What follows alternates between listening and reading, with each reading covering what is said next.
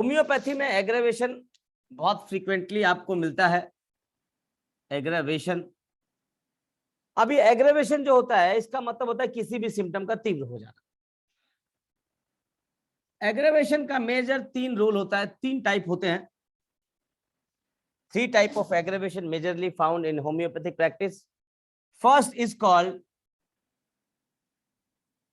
homeopathic aggravation. ठीक, पहला aggravation is called a homeopathic aggravation. Second aggravation is called a disease aggravation. Third is called medicinal aggravation और drug aggravation. ये 3 तरह के aggravation आपको मिलने वाले हैं आपकी प्रैक्टिस में। ये 3 एग्रेवेशन मिलेंगे। पहला होगा होम्योपैथिक एग्रेवेशन, दूसरा होगा डिजीज एग्रेवेशन और तीसरा होगा ड्रग एग्रेवेशन। ठीक, अब ये तीनों एग्रेवेशन का अप्रोच बिल्कुल अलग अलग होगा। ये जो तीनों एग्रेवेशन होते हैं ना, इन तीनों एग्रेवेशन के अप्रोच बिल्कुल अलग अलग होंगे। ये तीनों एग्रेवेशन आपको आपकी प्रैक्टिस में अलग अलग कंडीशंस को इंडिकेट करने वाले हैं, right.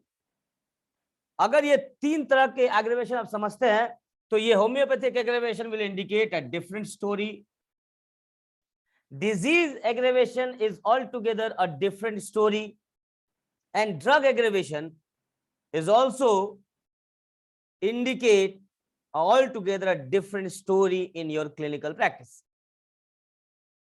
So if you want to understand all these 3 aggravation very minutely, then the first thing required in your practice that you have to take case very carefully, and आपको उस case को बहुत सावधानी से लेना है और उस केस के इंफॉर्मेशन को बहुत अच्छे से निकालना है। ये दोनों हमेशा, ये तीनों जिस पे बेस्ड होंगे ना, ये तीनों इंफॉर्मेशन जिस पे बेस्ड होगा उसे बोलेंगे हम केस टेकिंग या टोटलिटी या पोर्ट्रेट। जब तक आपके पास ये नहीं होगा तब तक आप ना होम्योपैथिक एग्रेवेशन समझ पाएंगे। थोड़ा म्यूट कर लीजिएगा जहां से भी आवाज आ रही हो, ठीक है। तब तक आप ना होम्योपैथिक एग्रेवेशन समझ पाएंगे, तब तक आप ना डिजीज एग्रेवेशन समझ पाएंगे, ना ड्रग एग्रेवेशन समझ पाएंगे। आपको केस टेकिंग प्रॉपर तरीके से करना ही होगा। अगर आपने केस सही से नहीं लिया है और आपकी दवाई ने ये 3 एग्रेवेशन कर दिया, आप कंफ्यूज हो जाओगे। आपको समझ ही नहीं आएगा कि यार ये डिजीज एग्रेवेशन है कि ड्रग एग्रेवेशन है कि मेडिसिनल एग्रेवेशन है। आपको कंफ्यूजन होगा सर।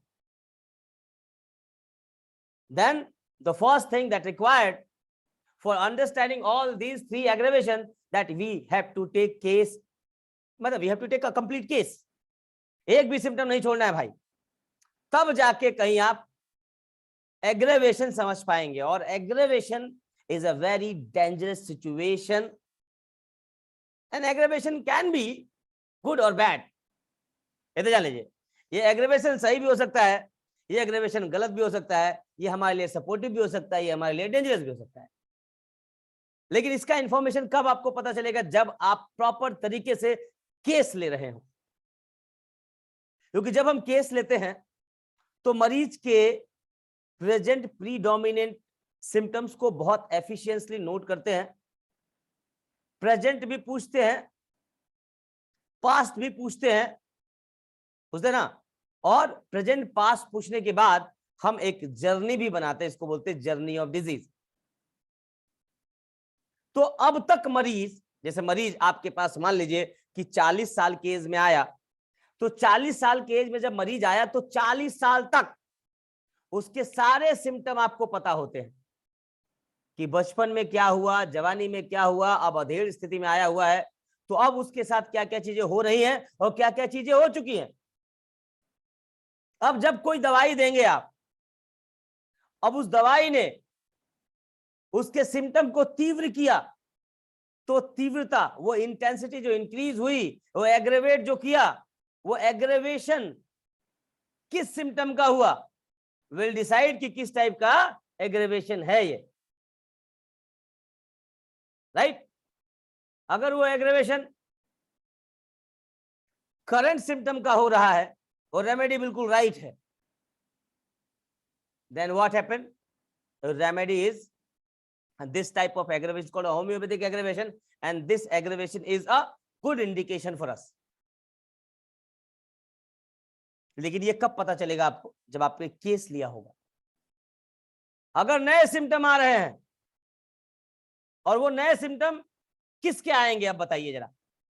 बीमारी के तो आपने सारे सिम्टम नोट कर लिए, आपने कोई दवाई दी, उस दवाई ने कोई अलग भाई दवाई अब हमारे शरीर में जो जाएगा उसी का सिम्टम हम देंगे ना,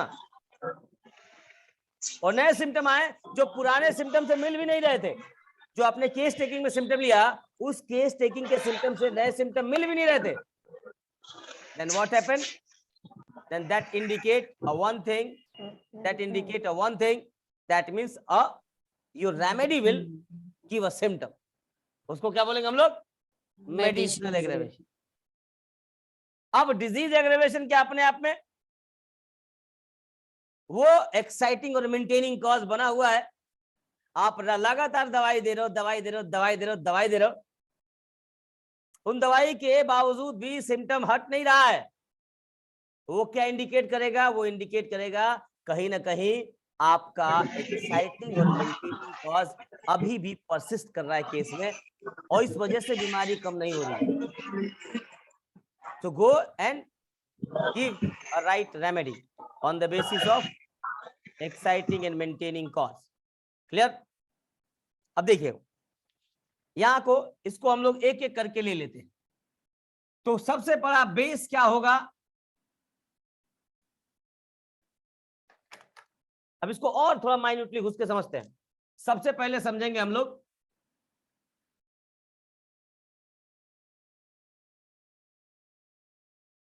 कहां बोला हनीमैन साहब ने? 161 एफोरिज्म में, ठीक। अब ये क्या है? मान लीजिए आपने एक पेशेंट की टोटैलिटी बना ली। अब इसकी टोटैलिटी जो बनी वो आपने 4 सिम्टम पे बनाई, और ये केस अक्यूट था। अब इस 4 सिम्टम पे आपने टोटैलिटी बना के, अब इस चारों सिम्टम में आप किसी एक सिम्टम को प्रोमिनेंस होगा, मान लो ये सिम्टम बहुत ज्यादा प्रोमिनेंट है और ये सिम्टम बहुत ज्यादा प्रोमिनेंट है। आपने इस सिम्टम पे कोई एक रेमेडी आर दे दी, ठीक, टोटैलिटी बना के। अब इस रेमेडी आर ने हमने इसको कब दिया? जब इस रेमेडी आर में ये चारों सिम्टम प्रोड्यूस करने की क्षमता थी, तभी देंगे, तभी टोटैलिटी बनेगी। क्या कहते हैं? सिमिलिया सिमिलिबस क्यूरेंटर। अब आपने रेमेडी जब आर दी, इस आर रेमेडी में क्षमता थी सारे सिम्टम को प्रोड्यूस करने की। अब ये प्राइमरी एक्शन इसका होगा, इसका प्राइमरी एक्शन होगा। इस प्राइमरी एक्शन के दौरान ये रेमेडी आर क्या करेगी? एकदम एग्जैक्ट सेम सिचुएशन क्रिएट करेगी इस इंसान में, और अगर क्या करेगी आगे जाके? ये एक बड़ा एक प्रोड्यूस करेगी,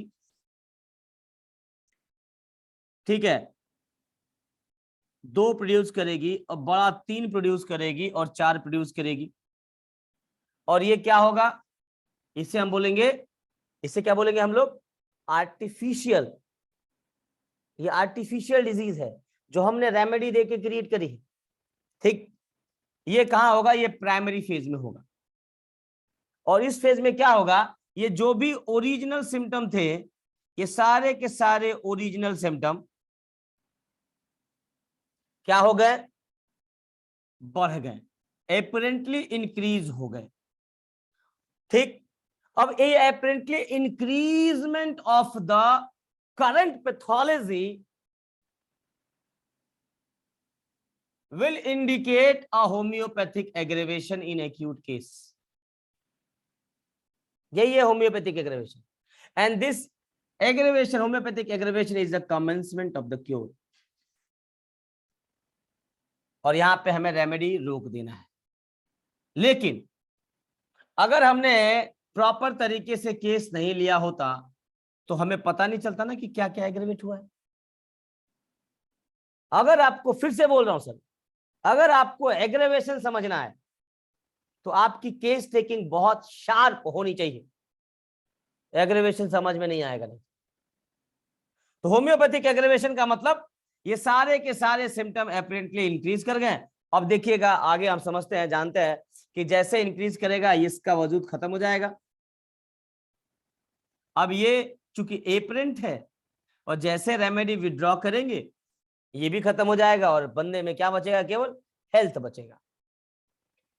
क्या बचेगा, केवल हेल्थ बचेगा। एंड दिस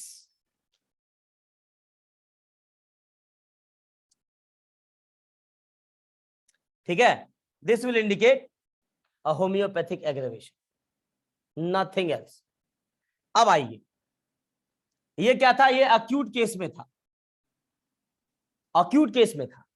अब क्रॉनिक केस में कैसे होगा, क्रॉनिक केस में क्या होने वाला है देखिएगा। क्रॉनिक केस में कभी भी आपको होम्योपैथिक एग्रेवेशन स्टार्टिंग में नहीं दिखेगा, स्टार्टिंग में बिल्कुल नहीं दिखेगा। वो एग्रेवेशन कब दिखेगा, at the end of the treatment, जब पेशेंट क्योर की कंडीशन में आएगा उसी वक्त दिखेगा। उसमें दिखेगा क्या, वापस से हम लोग देखिए टोटलिटी पे गए, हमने केस बनाया और केस बनाने के बाद हमने टोटलिटी बनाई केस लेने के बाद, और वो टोटलिटी में क्या इंक्रीज किया हमने, जर्नी ऑफ डिजीज। ठीक, जर्नी ऑफ डिजीज हमने करा। यहां पे कई बार मेडिसिन चेंज करने की जरूरत है, एक्यूट में भी कई बार मेडिसिन चेंज करेंगे। मेडिसिन हम तब तक चेंज करते रहेंगे जब तक हमको क्या नहीं मिलेगा, कंप्लीट क्योर नहीं मिलेगा, वो अलग एक स्टोरी है। यहां पे क्या होगा, जर्नी ऑफ डिजीज मिलेगी। वो कैसे मिलेगा आप सबको पता है, पहले भी बता चुका हूं मैं, लेयर बाय लेयर बीमारी पीछे जाएगी।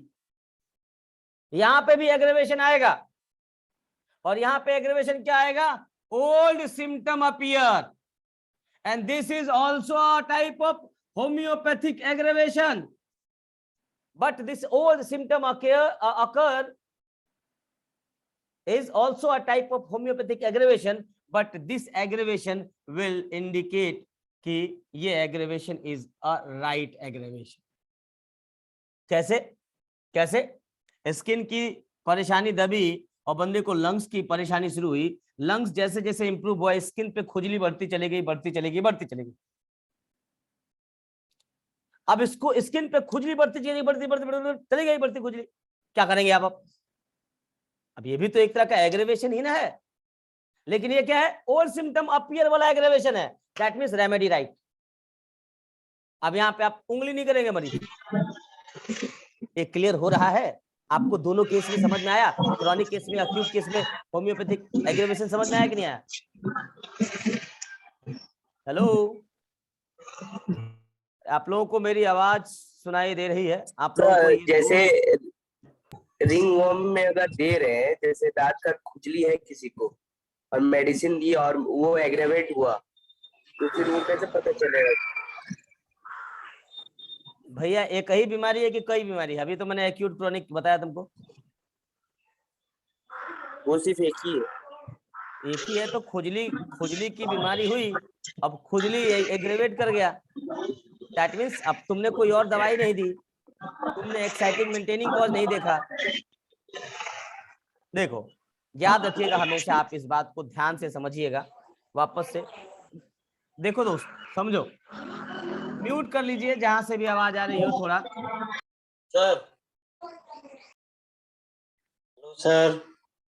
हाँ बोलिए राम बच्चन भाई। कह रहे थे अब इस कंडीशन में पता करना कि कि ये किस लेवल पर बीमारी है, रिंगवर्म कौन से लेवल की, साइकोटिक है या सिफिलिटिक है, तो फिर वो कैसे वापस आएगा वो डॉक्टर साहब देखना वही पड़ेगा। बताने जा रहे हैं इनको, वही बताने जा रहे हैं। पहले तो आपको समझना है कि ये रिंग वर्म है क्या, ठीक है। रिंग वर्म का ड्यूरेशन क्या है। कभी कभी रिंग वर्म बचपन से चला आ रहा होता है तो क्रॉनिसिटी हो गई होती है। बट अगर ये फ्रेश बता रहे हैं तो देखिए याद रखिएगा हमेशा एकदम, जब भी हम किसी मरीज को ठीक करते हैं, वापस से इसी बात को समझिए आप लोग। एक मान लीजिए एक नई सिचुएशन है, एकदम फ्रेश नया काम हुआ है, एकदम पहली बार ये बीमारी आई है रिंग वर्म, यहाँ खुजली हो गई है इसको, ठीक। आपको पता है कि फर्स्ट टाइम बीमारी हुई है इसको, आपने केस लिया। जब केस लेंगे तो क्या करेंगे आप, देखिए केस का मतलब कुंडली निकालना होता है भाई। अब आप ये जानेंगे कोई ड्रग हिस्ट्री तो नहीं है, बोलेगा नहीं। कोई और बीमारी इससे पहले हुई, बोलेगा नहीं। पहली बार ये बीमारी हुई है डॉक्टर साहब। अब आपने ये श्योर कर लिया कि इस बंदे को पहले से कोई बीमारी नहीं थी, आप ये श्योर हो चुके हैं कि ये बंदा बाहर से कोई दवाई नहीं ले रहा है, आप ये श्योर हो गए कि इसका एक्साइटिंग और मेंटेनिंग कॉज जो था वो हमने चेक कर दिया है। म्यूट कर लीजिए आप लोग। आप ये श्योर हो चुके कि हमने इस बंदे के एक्साइटिंग मेंटेनिंग कॉज को चेक कर दिया है, कोई एक्साइटिंग मेंटेनिंग कॉज नहीं है, और तब आपने कोई होम्योपैथिक रेमेडी दी। अब वो होम्योपैथिक रेमेडी आपने 2 सिम्टम 3, मान लीजिए 1 सिम्टम और 2 सिम्टम और 3 सिम्टम पे दी, ठीक। अब आपने जब ये रेमेडी दी 3 सिम्टम पे, अब इसने क्या किया कि ये 1 सिम्टम को भी बढ़ा दिया, 2 सिम्टम को भी बढ़ा दिया और 3 सिम्टम को भी बढ़ा दिया। जब ये सिम्टम बढ़ा, आपने रीचेक किया कि कोई ड्रग नहीं ले रहा है, कोई डिजीज एग्रेवेशन नहीं है, कोई एक्साइटिंग मेंटेनिंग कॉज का प्रॉब्लम नहीं है, देन रेमेडी देना बंद करेंगे। अगर आप रिपीट कर रहे हैं तो then wait and watch, a case will come down. पहली चीज। दूसरी चीज, आप वेट वॉच कर रहे हैं, केस कमे नहीं हो रहा है, दैट मीन्स वापस से चेक करेंगे किसको, कोई ड्रग तो नहीं ले रहा है हमारी दवाई के अलावा। ये क्रॉस चेकिंग पॉइंट है हमेशा आपके लिए। कोई और डिजीज हिस्ट्री तो नहीं है इसको, पहले कभी हुई थी। And the last one, exciting and maintaining cause वापस से तो नहीं आया। मोस्ट ऑफ द केस में एक्साइटिंग मेंटेनिंग कॉज आ जाता है वापस से, या मरीज कोई और क्रीम पाउडर लगा लेता है, आपको बताएगा नहीं, या फिर कोई और बीमारी का अटैक हो जाता है इसमें। कभी कभी क्या होता है, अभी ये राम बच्चन भाई की बात कर लेते हैं। कभी कभी क्या होता है कि 1 2 3 तो था, फिर अल्फा बीटा और गामा भी आ गया। ऐसे केस में एक्साइटिंग मेंटेनिंग कॉज से तो आएगा नहीं, कोई और बीमारी अटैक करी नहीं है, तो ये किसका एग्रेवेशन है, आपकी रेमेडी का भी एग्रेवेशन हो सकता है। आप जाके क्रॉस चेक करिए, आपकी दवाई ने कहीं सिम्टम तो प्रोड्यूस नहीं किया। ये तो अक्यूट फेज के लिए है। अगर फेज क्रॉनिक है तो देखिए skin lesions, specially ring worm, खतरनाक वर्म होता है, ठीक है।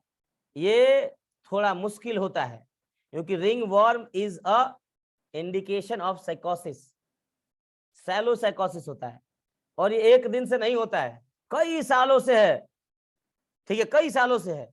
अब उस केस में क्या करेंगे, अब ये इतना खतरनाक होता है कि आपके शरीर में कई बीमारियों के साथ पनपता भी है और पैदा भी होता है।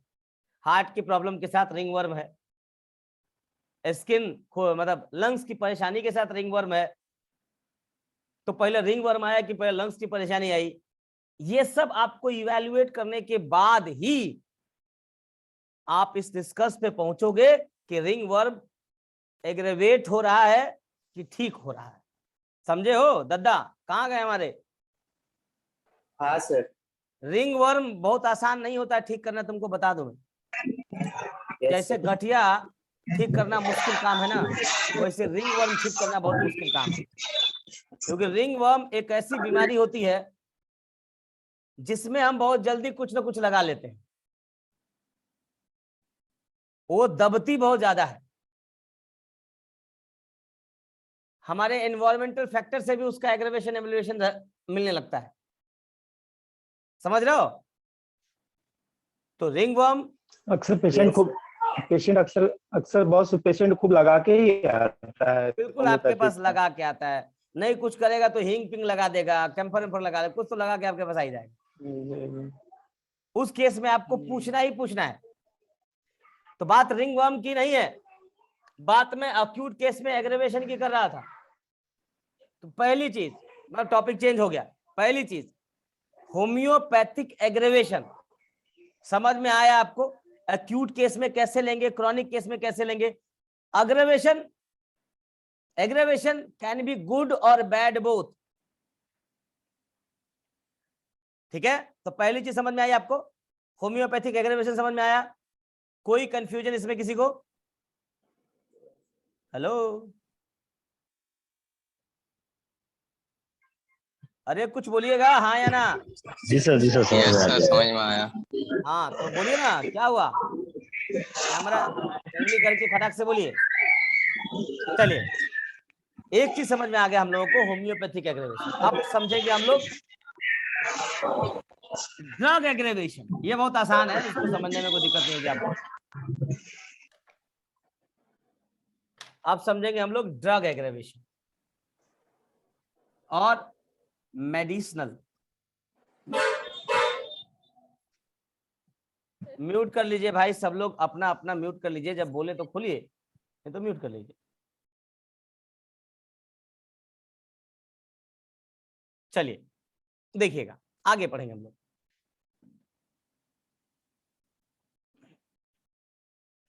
अब समझिएगा, हमने एक पेशेंट को लिया,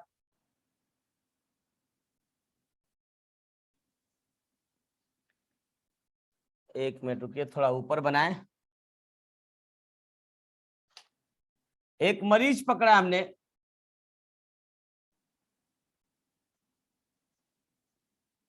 इसकी टोटैलिटी बनाई, और जब टोटैलिटी बनाई तो टोटैलिटी बनाने के समय हमने इसके सिम्टम लिए ए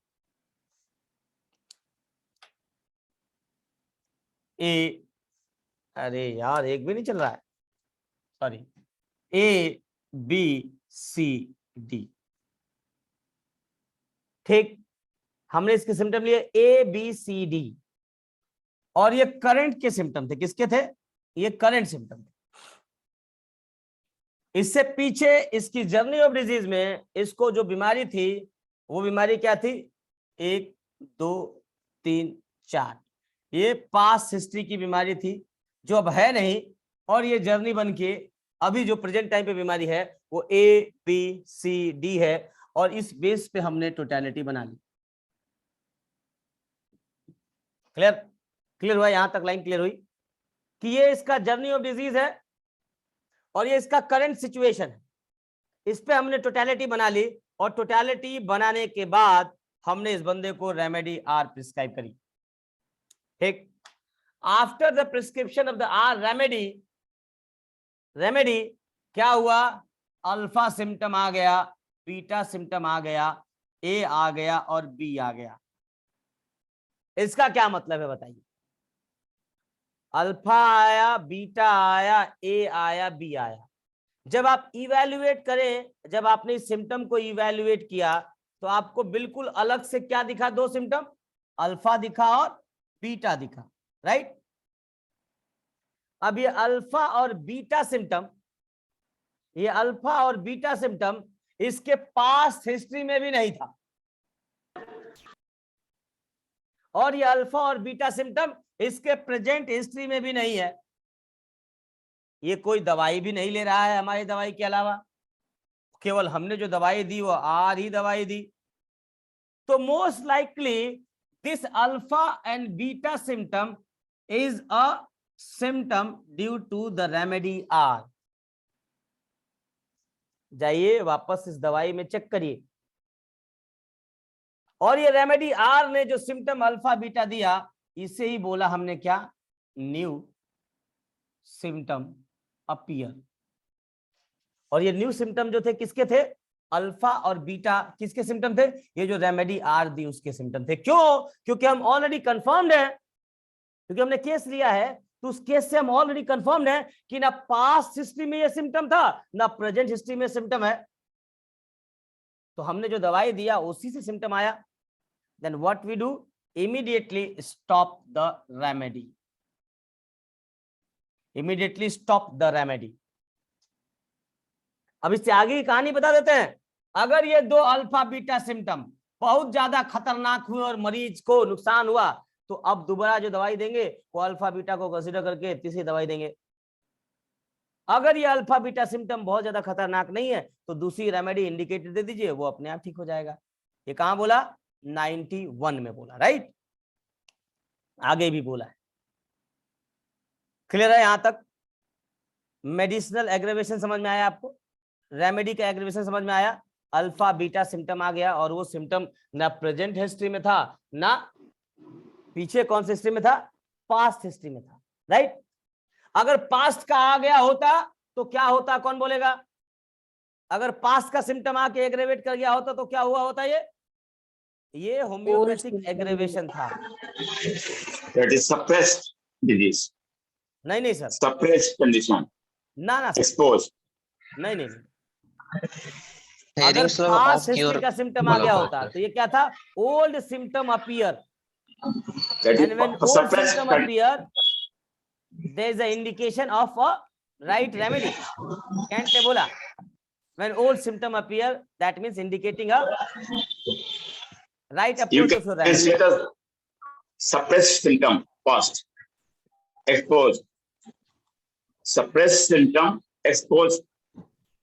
जो दवा हुआ सिम्टम था पिछले का वो एक्सपोज हो गया, Sir, I'm so suppression of the symptom are exposed. Wonderful, sir. Expose, Exposed. This is called a old symptom appear, yes. according to Dr. Kant. ठीक है जी, ये समझ में आ गया। अब तीसरा जानते हैं, चलो।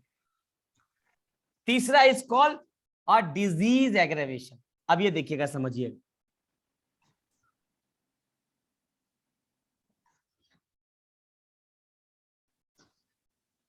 तीसरा is called a disease aggravation.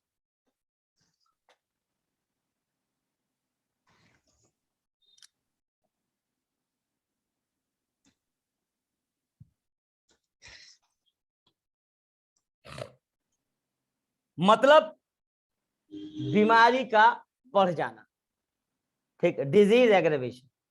अब ये all together different story. This disease aggravation will depend on three things. Which type of disease we are going to handle? acute बीमारी हैंडल करने जा रहे हैं,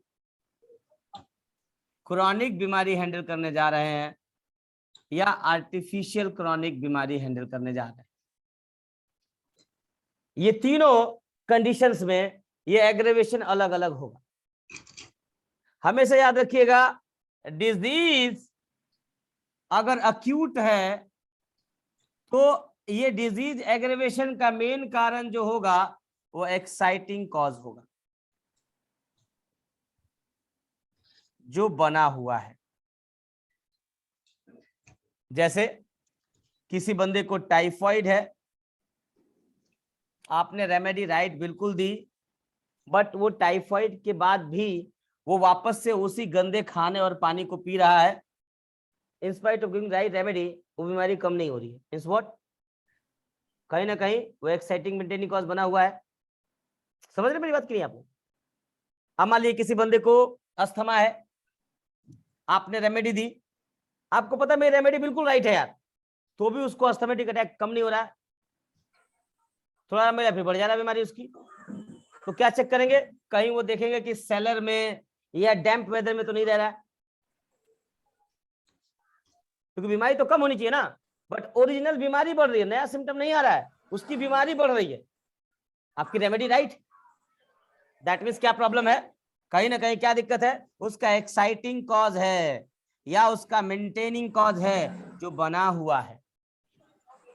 Then we have to find the exciting and maintaining cause and check that cause. A patient will automatically improve with your right remedy. Clear? Any confusion in that? In acute phase, this is called a drug aggravation. Sorry, a disease aggravation दोस्त। बीमारी बढ़ रही है, और बीमारी बढ़ेगी कब, जब बीमारी का कारण जस के तस रहेगा तो ही बीमारी बढ़ेगी। अब बात करते हैं क्रॉनिक में। क्रॉनिक में क्या है, हनीमैन साहब ने बोला क्रॉनिक को कैसे ठीक करने के लिए, क्रॉनिक बीमारी को ठीक करने के लिए बोला कि भैया if you want to treat a chronic disease then a good physician, a true physician never treat the primary manifestation and the secondary manifestation of the miasm. he treat only the great miasm on which the primary and secondary depend। समझ रहे हैं, वो Hahnemann साहब ने बोला कि भाई अगर आपको क्रॉनिक केस ठीक करना है तो एक अच्छा और एक सच्चा फिजिशियन क्रॉनिक केस के प्राइमरी और सेकेंडरी मैनिफेस्टेशन को कभी ठीक नहीं करेगा। वो किसे ठीक करेगा, the great मियाज्म on which the primary and secondary manifestation depend. तो क्रॉनिक बीमारी किस पे डिपेंड करेगा, द ग्रेट मियाज्म पे। देन हमें किसको ठीक करना है, उस मियाज्मेटिक कॉज को ठीक करना है, दैट मींस फंडामेंटल मियाज्म को ठीक करना है, and fundamental miasm is psoras, sycosis and syphilis. Then we have to find out our patient are in which miasm, उस मियाज्म का अंडरलाइंग कॉज क्या है, और वो अंडरलाइंग कॉज अगर ठीक नहीं हो रहा है और बार बार आप राइट रेमेडी दे रहे हो और वो मियाज्म का कॉज अभी गया नहीं है, बीमारी जस की तस बनी हुई है और बीमारी बढ़ती जा रही है, उसे ही बोलेंगे डिजीज एग्रेवेशन इन क्रॉनिक डिजीज। चलो पार्टी का मौका देते हैं आपको, हम एक प्राइज जीतने का मौका देते हैं। किस एफोरिज्म में हनीमैन साहब ने कहा कि a true homeopathic physician never treat primary and secondary manifestation, he only treat the great मियाज्म। ये वर्ड किस एफोरिज्म में बोला, जो बोलेगा पार्टी डन। 205। हाँ 205 या 6 में है, 206 में। जो बोले हैं उनको सादर नमन। सर आप बिल्कुल सही हैं, 206 में से एक घटा देंगे तो क्या होगा, 205 या 6, 5 है ऐसा। अच्छा 5। बहुत बढ़िया सर, तो party goes to doctor Maurya boss. Party देंगे नहीं लेंगे उनसे, हम सीनियर से पार्टी नहीं दिया नहीं जाता, लिया जाता है। ठीक है सर, तो 205 में बोला, मैं वो एफोरिज्म दिखाता हूं। तो डिजीज एग्रेवेशन में हमें किसको ठीक करना है, मियाज्म। मियाज्म लर्किंग है, उस मियाज्म को ठीक नहीं करेंगे बीमारी बढ़ती जाएगी बढ़ती जाएगी बढ़ती जाएगी। ठीक, अब आइए चलिए पहले उस एफोरिज्म के दर्शन कर लेते हैं हम लोग, बिकॉज दर्शन करना किसी एफोरिज्म का इज लाइक दर्शन करना भगवान का, because doctor Hahnemann is a God for us. और उन्होंने जो लिखा है ना सर, सच बता रहे हैं, अगर आप लोग उनकी बातों को समझ जाएं बस, तो होम्योपैथी करना तो बहुत छोटी चीज है sir, you will become a good human being. और जिंदगी में ना सर, जिंदगी में कभी कोई कठिनाई आपको पीछे नहीं लेके जा सकती, क्योंकि जीवन का हर एक मंत्र, लाइफ के हर एक mantras doctor Hahnemann are incorporated in organ and only. And if you want to become a good human being, you must follow organon, will live organon। देखना, देखिएगा, ये वर्ड ही बोला, कहा कि the homeopathic physician never treat one of these primary symptom of chronic miasm nor at one of their secondary affection that result from the further development by the local remedies। दवाई से दबा उबा के जो बढ़ा देते हैं हम लोग, but he cures देखिए, but he cures in case where one that means primary और the other that means secondary appears only the great miasm on which they depend. Whereupon, अगर आपने उसको ठीक कर लिया सर, उस मियाज़म को पकड़ लिया, उसके हिसाब से रेमेडी दे दी, तो whereupon its primary and also secondary symptom disappear spontaneously. अपने आप वो सिम्टम खत्म हो जाएगा सर। तो अगर क्रॉनिक बीमारी का सिम्टम अपीयर हो रहा है, बढ़ रहा है, हमने क्या नहीं ठीक किया है सर, हमने क्या नहीं पकड़ा है, मियाज़म नहीं पकड़ा है। So disease aggravation in a chronic disease is only due to the lurking miasm behind. अब तीसरा कंडीशन देखिए, it's called artificial chronic disease. अब आर्टिफिशियल क्रोनिक डिजीज आपको पता है किससे होता है, किससे होता है? वो जो अननेचुरल मेडिसिन होती हैं, जो